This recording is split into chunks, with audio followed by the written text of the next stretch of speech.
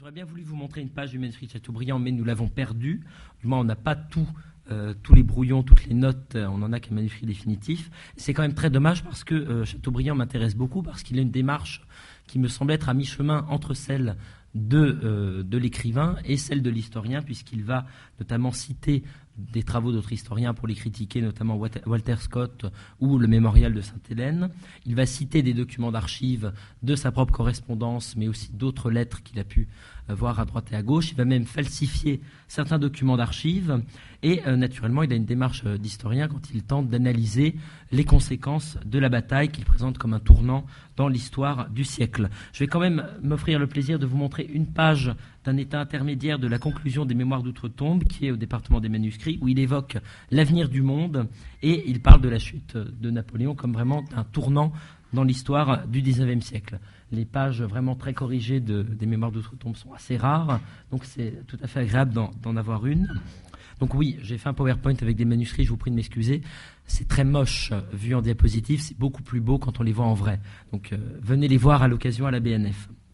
Donc cette approche un peu partagée qu'a Chateaubriand entre le mémorialiste et l'historien, on la retrouve chez quelques autres contemporains, par exemple Charles de Rémusat, qui va faire dans ses mémoires la part objective entre la restitution de ses sentiments à l'époque où il est encore adolescent et l'analyse à froid des années et des années plus tard, l'analyse à froid des conséquences de la campagne de Belgique pour la France de l'époque.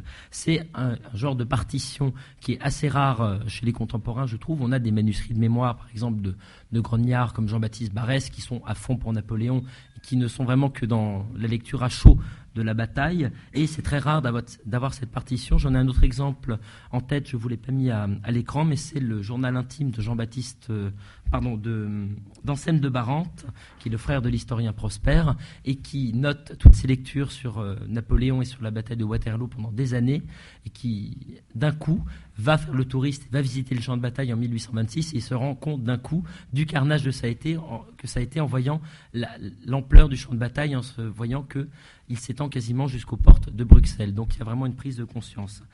Alors après ces contemporains viennent les premiers historiens, donc ils vont faire des analyses à chaud avec des sources qui sont parfois lacunaires. Le premier dont nous conservons les papiers, c'est Alphonse de Beauchamp, qui va écrire une histoire de la campagne de 1815 qui paraît dès 1816. On n'a pas son manuscrit qui a dû être détruit à l'impression, mais on a ses papiers de travail. On se rend compte que sa documentation se limite au compte-rendu dicté par Napoléon qui est dans le Moniteur, aux commentaires, aux rumeurs qui sont colportées par certains journaux étrangers, qu'ils soient belges, anglais ou autrichiens par exemple, aux publications officielles ou aux affiches qu'il réussit à récupérer, et enfin aux témoignages des témoins qui vont répondre à ces lettres. Et parmi ces archives, il y a notamment un questionnaire qu'il fait circuler aux maires des différentes villes traversées par Napoléon lors du vol de l'Aigle au printemps 1815, et qui lui répondent sur comment ça s'est passé. Donc c'est un document tout à fait intéressant.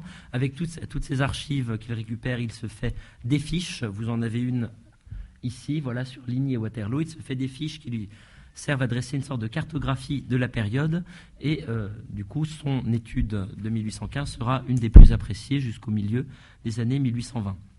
Alors, j'aimerais ensuite évoquer un premier romancier dont je suis allé retrouver le manuscrit naturellement, c'est Le médecin de campagne, publié en 1832, où Balzac va évoquer plusieurs vétérans des armées napoléoniennes, mais bon, vous connaissez l'histoire. Il y a le manuscrit qui est conservé à la bibliothèque de l'Institut de France. C'est en fait 2 états mélangés et 2 jeux d'épreuves corrigés. Et on se rend compte que Balzac va considérablement développer, étoffer les passages consacrés à Waterloo. Donc je n'ai pas l'ambition de refaire la Pléiade là-dessus, mais j'ai pu prendre en photo quelques pages, et c'est tout de même assez amusant. Donc par exemple ici, dans le manuscrit 137, ça correspond à la première partie du roman, au chapitre 11. On se rend compte que dans le manuscrit, il n'y a pas de passage sur Waterloo. C'est le moment où le commandant Genestas décrit au docteur Benassis le caractère de Napoléon, et c'est seulement dans les épreuves que Balzac va rajouter un développement, une comparaison entre Napoléon et Mahomet, qui lui est peut-être venu à la lecture de la vie de Napoléon par Jomini, publié en 1827, où il y a une comparaison de ce genre, et c'est là qu'on retrouve qu'il rajoute cette allusion à Waterloo. Autre exemple, dans le manuscrit 130 139, c'est le chapitre 21, c'est le plus important, c'est celui qui s'appelle Une veillée, où le fantassin Gogla va raconter la vie de l'empereur, et le passage sur Napoléon dans le manuscrit est très court, et dans les épreuves, on se rend compte que ça change absolument tout. Alors attendez, pardon, c'est ça, voilà. Donc on se rend compte, ici, on a juste Waterloo, point, et puis il enchaîne sur autre chose, et dans les épreuves, tout ça, en fait, tout ce qui est rajouté, c'est des passages sur Waterloo. Donc vraiment, il s'est senti inspiré à la relecture des épreuves, et on se rend compte même ensuite, en relisant le texte définitif, qu'il a minoré ce qu'il a rajouté par la suite. Par exemple, il y a une phrase dans le roman qui est « Napoléon, au désespoir, se jette 3 fois devant les canons ennemis ». Là, dans les épreuves, c'est « Napoléon, au désespoir, se jette 10 fois devant les canons ennemis ». Donc il a tenté de minorer un petit peu ce qu'il a écrit sous le coup de l'aspiration quand il a voulu développer ce passage sur Waterloo. Donc il faudrait peut-être reprendre ces placards et étudier en détail. En tout cas, visuellement, c'est très frappant et c'est très intéressant.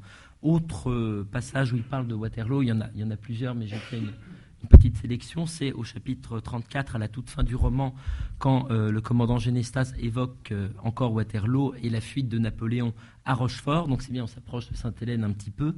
Il se met en scène comme un des principaux protagonistes qui entourent l'empereur dans sa fuite en direction de Rochefort. Et à cet endroit, visiblement, Balzac n'a fait que de très rares corrections. Donc il avait très clairement l'idée, peut-être dès le départ, il y a plutôt des corrections de forme ou de typographie. Il n'a pas rajouté de phrases. Il avait vraiment peut-être l'idée de construire dès le départ son personnage comme un vétéran, quelqu'un qui a une place dans la légende napoléonienne, et peut-être qu'un personnage qui, s'il avait existé, aurait dû paraître dans le mémorial de Sainte-Hélène. Donc c'est assez intéressant de voir la place qu'a Waterloo dans ce manuscrit, à la fois dans certains passages, c'est fixe, on se rend compte qu'il avait une idée très claire, et dans d'autres, il a vraiment développé, il a vraiment rajouté un souffle épique pour décrire la bataille. Autre manuscrit qui est une acquisition très récente de la BNF, dont je voulais parler, c'est celui de la Chartreuse de Parme. Alors juste une petite image, un petit clin d'œil, parce que tout le monde connaît. C'est ce qu'on a, c'est le manuscrit de la deuxième version, quand Stendhal, en 1841, reprend son roman à partir des observations que Balzac lui a faites. Donc on a l'ouverture du premier chapitre de cette seconde version du roman, et on voit que Balzac suggère à Stendhal de laisser tomber les premiers chapitres sur la jeunesse de Fabrice et d'ouvrir tout de suite sur la bataille de Waterloo comme grand événement historique. Et donc on a ça effectivement, chapitre premier, le monde était à la veille de la bataille de Waterloo, avec ensuite, donc on imagine Fabrice allait se battre comme simple volontaire dans cette armée. Donc c'est quelque chose de peut-être plus balzacien comme roman que stendhalien. Donc c'est assez amusant de le voir, surtout que c'est une version qui n'est pas en livre de poche, donc il faut se référer au manuscrit, aller sur Gallica pour voir comment Balzac voulait réécrire Stendhal voulait réécrire son propre roman selon la lecture qu'en faisait Balzac. Et finalement Stendhal n'a pas publié cette deuxième version. Il a gardé son idée d'un destin individuel perdu un petit peu au milieu de Waterloo. Donc il y avait peut-être un aspect de travail de mémoire pour Stendhal, puisqu'il avait lui aussi vécu la retraite de Russie en sachant pas très bien ce qui se passait. On s'en rend compte en le lisant. Et c'est aussi un point de vue qui va peut-être inspirer d'autres auteurs. Alors j'avais promis d'en parler à ma collègue de l'Institut de France en échange d'avoir le droit de vous montrer les photos du manuscrit du médecin de campagne. Dans Vanity Fair, on se rend compte, là aussi, ce sont des personnages qui sont perdus, ils savent pas, ils attendent des nouvelles de la bataille, ils savent pas ce qui se passe. Donc c'est le point de vue de Stendhal a peut-être aussi beaucoup inspiré d'autres auteurs comme Thackeray. Donc oui, parce que Michel Saquin, vous la connaissez peut-être, Monsieur Diaz, voilà, elle voulait absolument que j'en parle dans ce colloque, donc c'est fait, la promesse est tenue.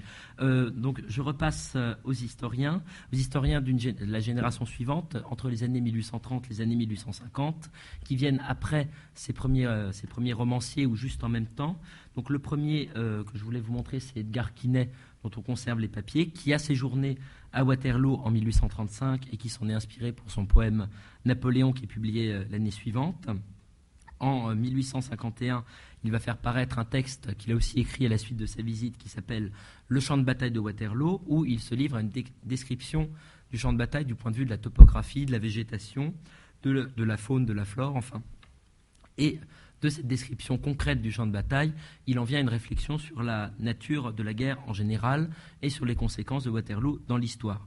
Donc c'est un texte qu'il va publier en 1851 et il va revenir sur le champ de bataille en 1857 en préparant sa campagne de 1815 et il va l'arpenter dans tous les sens avec une montre à la main. Alors ça on le voit dans ses papiers, c'est assez intéressant pour se rendre compte du temps qu'il faut aux différentes troupes pour passer de tel endroit à tel endroit. Donc il y a des tableaux chronologiques très complexes dans ses archives qui sont tout à fait intéressants à étudier, peut-être encore aujourd'hui, je ne sais pas. Et finalement, il publie son texte en volume, mais avant aussi dans la Revue des Deux Mondes, à partir de juillet 1861. Et Quinet est un des premiers historiens aussi à visiter vraiment ce champ de bataille, à agir un peu comme un archéologue, à voir un peu ce que le terrain va lui raconter, et à ne plus se fier seulement aux journaux, aux mémoires ou aux pièces officielles. Alors, cette frontière entre l'écrivain et l'historien, elle est assez ténue, puisque dans l'histoire de la restauration de Lamartine, dont on a parlé ce matin, Lamartine va faire un récit de Waterloo, qui est presque entièrement plagié de celui d'Edgar Quinet, qui va s'en plaindre dans une lettre. Lamartine agissait un peu comme un historien en chambre, il pompait peut-être un petit peu à droite et à gauche ce que d'autres avaient dit avant lui, et dans ses archives, il n'y a pas de dossier de travail sur Waterloo, il y a des dossiers de travail sur la restauration, mais pas sur Waterloo. Ce qu'on a dans le dossier Waterloo, ce sont quelques copies de journaux et surtout des lettres d'insultes de survivants de la bataille ou des descendants des survivants qui sont indignés des inexactitudes de la première édition. Donc là, je vous ai mis une lettre d'insulte, entre gros guillemets quand même, du fils Bourmont, donc Charles de Bourmont Junior, qui explique un peu ce qu'était l'attitude de son père et qui demande de rectifier son texte. Alors, dernier historien dont j'aimerais parler, dont on a des manuscrits, c'est Jean-Baptiste Charras, qui était militaire, qui était député, qui s'exile en Belgique en même temps que Victor Hugo, qui va rédiger une histoire de la campagne de 1815. Il va aller sur place naturellement, mais il va plutôt se fier aux cartes, aux archives, et il va avoir un dépouillement bibliographique assez exhaustif dont il parle dans sa correspondance avec son éditeur Hetzel. Et son manuscrit, dont il n'a visiblement existé qu'un seul état, est plein de ratures assez importantes, comme celle-ci que je vous ai mise. Donc il a changé sa conclusion sur le chapitre sur Waterloo. Donc là, vous avez sa conclusion biffée qui, a priori, est inédite. Donc voilà un historien dont un manuscrit assez intéressant. Donc après ce bref excursus, on peut considérer que les écrivains qui vont venir à la suite de ces quelques historiens des années 1840 aux années 1850 vont être assis, ces écrivains vont être assis sur un matelas bibliographique suffisamment épais pour qu'ils puissent donner une véracité historique un peu plus importante à leur description de Waterloo. Donc les historiens, donc ceux que je vous ai montrés, il y a Beauchamp, il y a Jomini, il y a Clausewitz, il y a Muffling, il y a Charras, il y a des témoignages, des mémoires de soldats qui vont commencer à apparaître, de généraux aussi, il y a le mémorial de Sainte-Hélène, il y a une vision plus globale de la période avec Thiers et son histoire du consulat et de l'Empire. Donc on commence à avoir une autre vision de Waterloo et ça commence à se sentir dans les manuscrits. Alors ça commence à se sentir de façon paradoxale d'abord. Un exemple, Alexandre Dumas, il va trouver cette quantité de documents, de pièces qui vont être publiées. Il va un petit peu les plagier quand même. Il va parler de Waterloo à 2 reprises. Je ne vais pas reparler trop longtemps d'Alexandre Dumas, mais dans sa biographie de Napoléon parue en 1840, puis dans Les Mohicans de Paris en 1854, où Napoléon apparaît à plusieurs reprises, et où il y a le capitaine Herbel, qui est un des personnages qui est inspiré du Genestas de Balzac, qui accompagne Napoléon à Rochefort après Waterloo et tente de le convaincre de fuir aux États-Unis plutôt que de se rendre aux Anglais. Et c'est amusant de voir que pour écrire ce passage-là, Dumas a plagié quand même pas mal plusieurs ouvrages, notamment le Mémorial de Sainte-Hélène, les souvenirs du général Becker qui ont été publiés en 1841 et dont il cite mot pour mot certains passages, où il reproduit des documents officiels qui sont connus comme des lettres de Fouché ou des déclarations du gouvernement provisoire qui gouverne la France avant le retour de Louis XVIII. Et il va vraiment les citer de façon très massive. Donc c'est un moyen pour lui d'ajouter de la vraisemblance historique, vous allez me dire, mais surtout un moyen de faire du remplissage. Un autre chapitre où il parle de Sainte-Hélène, Dumas va mettre en scène le Corse Saranti qui raconte au duc de Reichstadt qui réussit à voir à Schönbrunn. Il va lui raconter le dessin de son père après Waterloo. C'est un personnage qui est inspiré du Corse Santini qui a vraiment existé, qui était à Sainte-Hélène avec Napoléon et dont les souvenirs venaient d'être publiés juste avant qu'il écrive ce chapitre, quelques mois avant. Et alors Jacques-Olivier Boudon n'est pas là, c'est très dommage parce qu'il avait dirigé ma thèse, donc il aurait dû rire en voyant l'allusion que j'allais faire. Mais il y a des passages que Dumas va plagier sur les chasses à la tourterelle de Napoléon dans les falaises de Sainte-Hélène. Et voilà, bon, il n'est pas là, c'est très dommage, mais vous pourrez lui raconter. Donc je vous ai montré aussi ce fragment du manuscrit de Dumas parce qu'on n'a pas beaucoup de manuscrits de Dumas. C'est un des seuls fragments des Mohicans de Paris qui subsiste. C'est pour ça que je vous le montre, mais il montre un peu cette utilisation paradoxale de l'histoire napoléonienne par Dumas. Et surtout, c'est rigolo parce qu'on y reconnaît vraiment l'apparence caractéristique du manuscrit de roman feuilleton, puisqu'il n'y a qu'un seul jet avec très peu de ratures. Et on voit aussi, ça ne se voit pas très bien ici, mais on voit les traces des doigts des imprimeurs qui reçoivent le manuscrit et qu'ils, vite, ça doit paraître dans le journal de demain, qu'ils mettaient tout de suite en page et on retrouve leurs empreintes digitales à pleine d'encre. Donc c'est un manuscrit caractéristique et c'est un exemple d'utilisation et d'appropriation paradoxale de l'histoire par un romancier. Alors, autre manuscrit à peu près contemporain, naturellement celui de Victor Hugo. On s'était promis de ne pas parler de Victor Hugo, mais je vais le faire un peu quand même. Donc Hugo a écrit ses premiers poèmes sur Waterloo sans vrai support historique. En 1815, il est très critique envers Napoléon. À la fin de la Restauration, il est beaucoup plus favorable avec des poèmes comme Le Retour de l'Empereur, où il parle longuement de Waterloo. Dans Les Châtiments, la bataille est aussi très présente, mais plutôt comme un avertissement lancé à Napoléon III. Et par la suite, au début des années 1860, Hugo prend connaissance des travaux de Vaulabelle, de Quinet et de Charras. Pas de tiers parce que son analyse de Waterloo paraît un petit peu après. Et finalement, au début des années 1860, il redécouvre, il revient sur le champ de bataille, et ce champ de bataille va énormément l'inspirer. Donc je vous reparle, même s'il est très connu, de ce carnet de notes de Victor Hugo, rédigé au cours d'un voyage en Belgique en 1861. Donc c'est là qu'il se remet à écrire Les Misérables sur le champ de bataille. Donc j'abrège un peu ma communication. Mais bon, le 7 mai 1861, il arrive sur le champ de bataille, il va acheter un recueil de gravures, il va écouter ce que les cicérones, les guides vont lui raconter.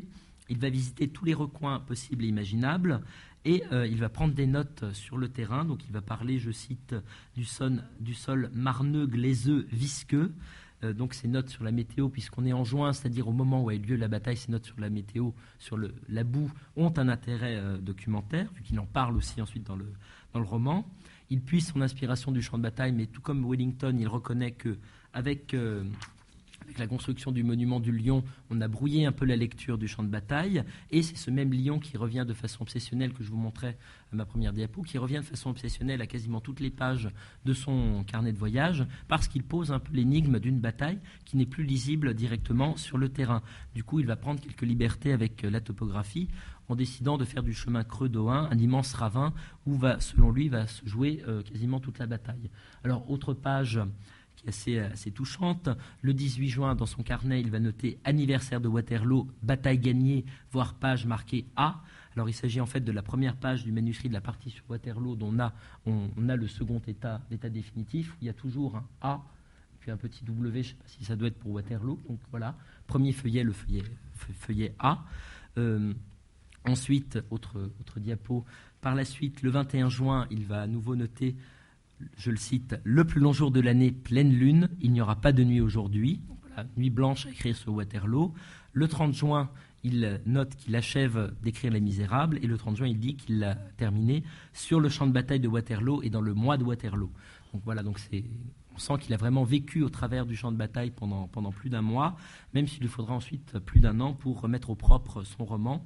Mais on se rend compte en relisant les épreuves et les lettres à son éditeur qu'il n'a pas beaucoup retravaillé ces passages et qu'il a vraiment écrit sous le feu de l'inspiration en examinant ce qu'il appelait le cadavre de la bataille.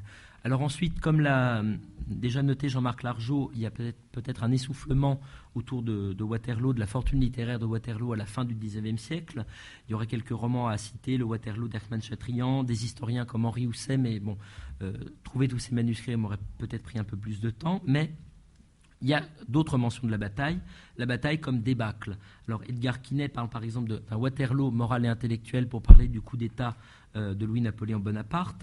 Dans Zola, il y a plusieurs allusions à Waterloo. Il y en a dans la débâcle aussi, mais il y en a surtout dans l'Argent, où on trouve des allusions à Waterloo, comme faillite financière, comme débâcle boursier. Et c'est une expression qui apparaissait déjà dans Les Paysans de Balzac, où on apprend on prétend que Rothschild aurait été le vrai vainqueur de Waterloo, premier informé de la défaite, et ça lui aurait permis de vendre ses actions à Paris avant que les gens apprennent la défaite. Donc voilà, donc Waterloo moral, Waterloo intellectuel, Waterloo désastre financier. Par la suite, au XXe siècle, Waterloo a peut-être moins aussi eu les honneurs du roman.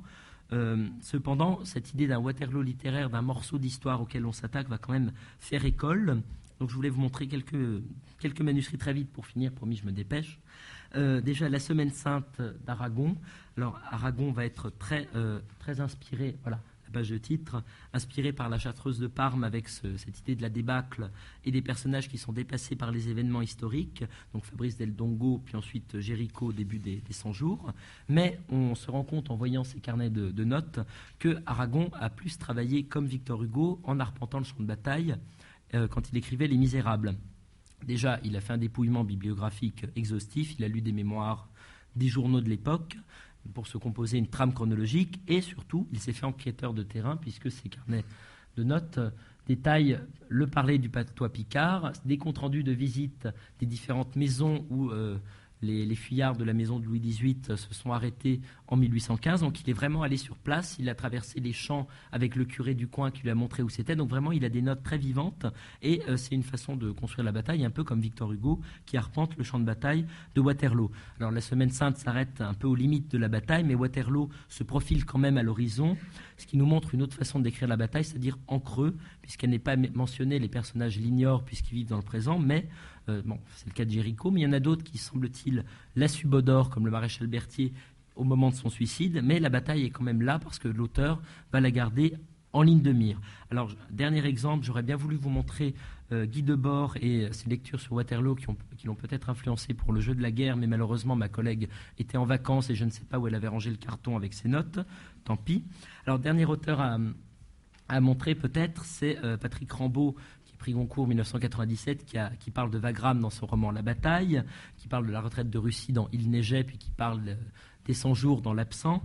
Donc, comme Hugo, comme Aragon, il s'est vraiment documenté. C'est intéressant de se plonger dans ses archives parce qu'on se rend compte qu'il a ses dépouillements bibliographiques. Voilà, il raye tous les livres qu'il a lus, il note tout ce qu'il a encore à lire. Il y a des bulletins de communication du service historique de la Défense, donc il est vraiment allé dans les archives, et il s'est vraiment posé des questions sur sa démarche, puisque au moment de la rédaction de L'Absent, il a écrit une auto-interview où il se questionne lui-même sur l'intérêt d'écrire un roman historique. Alors, je vous en donne la conclusion. Je le cite: « Nous connaissons plus de morts que de vivants, nous vivons entourés de fantômes, alors moi, je raconte la vie des fantômes. Voyager dans le temps, c'est un privilège et un plaisir. Pour le présent, il y a le journalisme. » Donc voilà, si Aragon ou Patrick Rambaud ou d'autres ne sont pas allés jusqu'à parler de Waterloo, c'est peut-être qu'il n'est pas par peur de décrire la bataille, de se mesurer à Victor Hugo, mais peut-être parce que ça n'est pas nécessaire. Les 100 jours tout entiers trouvent leur signification dans Waterloo, et de même, Waterloo peut se lire dans l'évocation des 100 jours et se profile dans la description des 100 jours. Alors, en conclusion, finalement, quelques remarques. Le cas de Waterloo a fait tache d'huile. La bataille a autant réveillé le souffle poétique chez certains écrivains que suscité des vocations d'historiens ou d'écrivains qui sont adeptes des méthodes de l'écriture et de la documentation historique. Qu'on a ces deux approches littéraires et historiques qui coexistent, qui se complètent et qui donnent toutes deux finalement des images assez proches de la bataille. À chaque fois, on y retrouve une quête de sens, un sens philosophique, un sens politique pour une défaite qui a eu d'immenses conséquences sur absolument tout le siècle. On a des partis pris stratégiques, des partis pris biographiques, qu'on soit bonapartiste, qu'on soit républicain, qu'on soit royaliste. On trouve des réflexions sur les raisons de l'échec de Napoléon, mais surtout des réflexions plus larges sur la défaite, la fatalité, sur le sens de l'histoire. Donc ces récits de Waterloo me semblent à ce titre illustrer à perfection l'enjeu de la présence de l'histoire dans le roman dont parle Aragon dans sa postface de la Semaine sainte que je vous cite. Tant est si vrai qu'il n'y a rien de tel que la vérité pour servir d'introducteur au mensonge, et qu'il faut bien me croire, ceci n'est pas un roman historique, mais une impudente exploitation de l'histoire dont j'ai fait un marchepied à la fiction, un passeport pour le roman. Donc voilà peut-être ce qui fascine autant encore de nos jours dans la bataille de Waterloo et que nous montrent un peu ces archives, c'est que c'est un événement qui a été si important, qui a eu telle conséquence sur le siècle, qu'il a fini par agir sur les imaginaires en devenant une passerelle entre l'histoire et la fiction. Je vous remercie.